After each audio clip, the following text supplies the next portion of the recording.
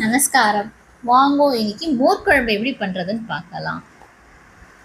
இதுக்கு நம்ம தனியா தோரம் பருப்பு 1 ஸ்பூன் அளவுக்கு ஊற வச்சுக்கணும். தண்ணியில் ஊற வச்சு எடுத்துக்கோங்க. ஒரு மணி நேரம் ஊறட்டும்.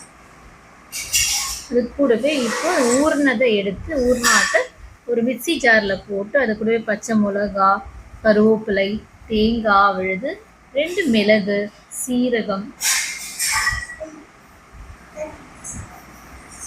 எல்லாம் வச்சு மைய அரைச்சி எடுத்துக்கலாம்.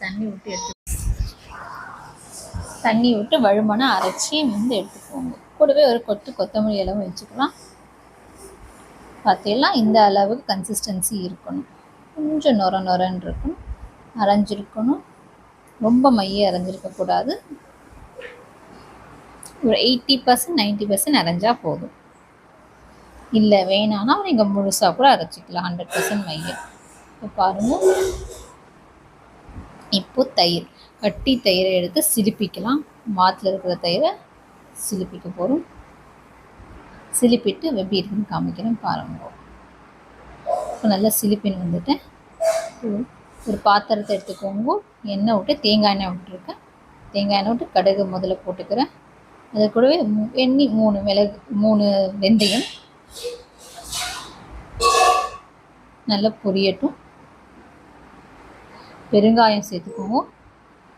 நல்ல கடுகு நல்லா வெடிக்குது. பெருங்காயமான நல்லா வருது. இப்போ வெந்தயமும் நல்லா அது கூடவே கடல் மாதிரி செவந்திருக்கு. நம்ம அரைச்சி மஞ்சப்பொடி போட்டுக்கிறோம். கருவேப்பிலை வெடிச்சிருக்கான் செக் பண்ணுறது, கருகு புரிஞ்சிருக்கான் பக்கத்துக்காக ஒரு இலை போட்டேன். இப்போ மோர் விட போகிறேன். நம்ம சிலிப்பி வச்சுருக்க மோர் அதை கூடவே சேர்த்துட்டு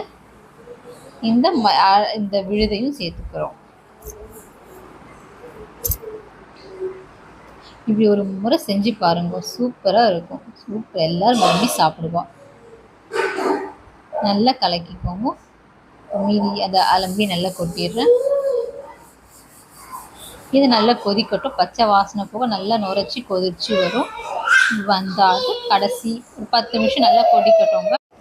பாருங்க, நல்லா கொதிச்சு நுரைச்சின்னு வருது.